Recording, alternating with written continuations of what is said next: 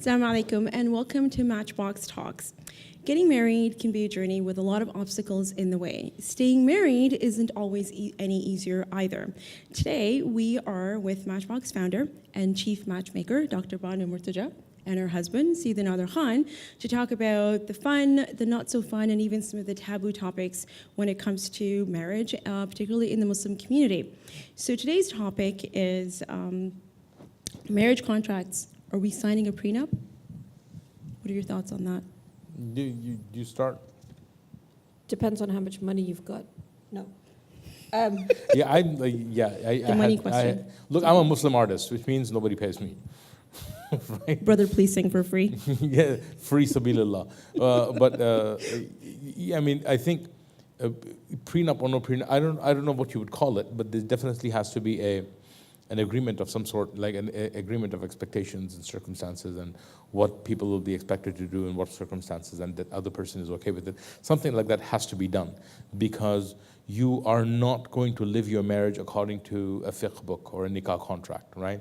A fiqh book, a book of like Islamic legal rulings will give you everything that you're entitled to, right? But marriage is often a lot more about what entitlement you're willing to give up to be with somebody else, right?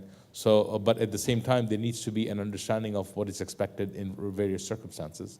If you fall into a vat of porridge, I'm not gonna come and help you. Climb out of it. And I'd have to be okay with it. I don't know, whatever, right?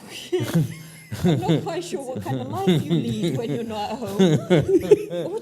Well, whatever. What falls into a vat of porridge? I don't know. I'm just making it up, right? But It's because the girls had porridge this morning. What, a vat of it? That's nasty. Okay. Whatever, right? If this happens, then I'm expecting X, Y, and Z from you. If that happens, I'm doing X, Y, and Z, and you have to be okay with it. I think I don't. You can't have that for every circumstance, obviously. I'm not sure I agree really at all. Oh dear. Okay. Yeah, in fact, I definitely don't agree. Did you guys sign the same marriage contract? Well, so our marriage contract was deal breaker focused. Okay. So it wasn't. As in, no. Marriage contract as in outside of the nikah. Yeah. So it wasn't. It didn't include, potential scenarios as such. It included, this is the boundary. If this happens, Well, that's what I meant. X, Falling into a vat of porridge is a deal breaker. Okay. Moving on from the porridge. again, moving on from porridge, because it will now become inedible to 90% of people that are watching. So what would be a concrete example of an item in a marriage contract? So, can I give examples of our marriage contract? Go ahead, go right ahead. So, for us, like for me, one of the things was, polygamy was a big thing for me. I'm not saying that it's not legit. Shar'an, shar'an, if you want to marry, but you can't stay married to me at the same time, Right. right? So I I would have to have be okay in with my it. contract that in order for you to get married again, you have to divorce me first, Okay. right? And it's clear cut. So when you've got that sort of thing, it's like I know myself well enough to know that him getting remarried would involve me going to jail because I would kill him and kill the other person. And I don't like, We're not didn't condoning fancy that. the idea Is of this going on to jail, camera? frankly. Is this being recorded? Is this on camera?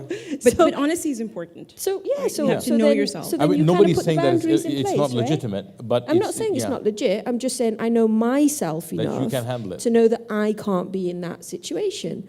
And so that for me was in the contract, right? And I would have to know myself enough to know that I would be okay. That is a choice that I'm willing to make. Okay. And So it sounds like that would be one of the deal breaker discussions. Right. Absolutely. Being written down. Absolutely. Yes. What else should be in the contract? I mean, for those Like, that are for new to the example, topic. somebody might feel strongly about something like hijab, and they would say, like, if you stop wearing hijab, then we would have to reevaluate our relationship. I don't know. Somebody may say that, we're not going to have kids in the first 5 years of our marriage. Every sort of pro-choice women get to choose what they want to wear now, are going to beat up on you, which No, I they're don't not. mind, Gail. No. It's not about whether you beat up on me or not. We're talking about choices that people have, right? Yeah, no, I'm Yeah. joking. Right? If that's what's going to be your deal breaker, then that's going to be a deal breaker. And if that happens, then you know, and if you have agreed beforehand that you will revisit your relationship based on that, then that's what you should be writing down, right? If you write, for example, like if you're no longer going to grow facial hair, then like you see what I'm saying, like Right. whatever, right? But that's the thing for me, is I think you're taking it too far, because I think there's an element to it. So first, No, I'm outlining a principle. The examples may be weird, but I'm One- outlining a principle. one of our teachers... The examples are weird. The examples are totally weird. One of our teachers says that, in today's day and age, a woman in particular would be really foolish to enter into a marriage without a marriage contract, right? Because we no longer live in the age... Or the right to divorce. When we're asked to look for taqwa, when we're asked to look for God consciousness, why are we asked to look for God consciousness? It's because if he can't fulfill his rights and responsibilities to God, he won't do so to you. And if he's God conscious, then he will ensure he's good to you regardless of your relationship with him. Because Right. he's not being good to you he's not being good to you because you're being good to him or bad to him. He's being good to you because God demands that of him. And it's part of that relationship. And it's part of that Unconditional relationship. adab, right? And in this day and age, the way we live, and actually it's true of men now as well as women, is that the level of abuse that can happen in a marital relationship is really extreme. It's real. We don't have communities that could step up and support and the support couple. that sort of Yeah. abuse that goes on, or pull people out of a situation, or protect somebody, or even the threat of, well, she's got big brothers, so you better not mess with her. And I said this because I have 5 big brothers, so you better not mess with me. But that, Or even like community leaders calling it doesn't people work out anymore. right? Right. Community leaders don't call people out anymore. It But seems- even if they do, they're not respected by one side or the other side for it right, to be effective. we need a godfather. Right. So are we now though? Are we veering away from from the marriage contract being something that's between two people to being something that potentially? A marriage contract has always been about a protection, ultimately, though. I think it's been protection between two people who are sensible enough to say that in the event of this boundary being crossed, then this is the situation. But we don't want to live by, but the marriage contract isn't, a boundary is exactly that. It's a boundary of your relationship. Your relationship should be at the center of it. That's, so you're way... You're living near you're the not even boundary is getting mocking close the other to it. person, Mocking right? the other absolutely. You don't even yeah. want to get close. What would you do if your kid kind of, you said, don't touch that, and then they kind of went, I'm not touching it, you'd whoop them. You'd Yeah. be like, get your hand It away would, from it would it. wear Yeah. down on you. Yeah. And it's the same thing, it's the same principle, is you just don't, but that boundary still has to be established, because as much as you love somebody, or as much as you think this person would never do this, 10, 15, 20, 30, 40 years down the line, people change. Yeah. Circumstances change, priorities, value systems, they change. And if somebody gets to that point where they go, They're I don't bumping care up about it against the anymore. boundary. Yeah. Yeah. Because you've been playing around near the boundary enough. Like, look, if you're fooling around near the boundary of a deal breaker, you're mocking somebody, and it's like you're flirting with that boundary, right? And that is not cool, because after a while, you lose that inhibition, and you'll be like, forget it. I'm just going to do whatever, right? Undermining the relationship Yeah, in some way. you're absolutely undermining that relationship. You're absolutely saying that your feelings are not important enough for me to to stay away from this. Right. So I think really for a marriage contract, at least in Islamic terms, it's not a prenup. It's not about who gets what in the event of. Right. But it is about, this is my expectation. It can be about that, but It it's can. much more than that. But it's more, Yeah. it's about, it's a living document, because Yes. that's the other thing, is don't be afraid to change your marriage contract. Oh, I think we have... We have an audience question. Yes, please. If you have already gotten married and you did not create this contract, is there a way for you to create this contract post-marriage? Yeah, just write it down. Yeah, agree to it. absolutely. I mean, marriage contract's a living document anyways. It's something that you should return to. You know, if things change, you know, circumstances change, context changes. And I think it's important for us, and this is about being mature in the lead up to marriage, you know, and being mature enough to have those complicated questions, complicated conversations, and not thinking, but if he asked that of me or she asked that of me, what does this say about our relationship? And does this somehow mean that she thinks I might cheat on her or whatever it might be? Right. Actually, it's just about being mature and saying, these are my expectations. I'd like to have some form of recourse Should a particular circumstance scenario arise.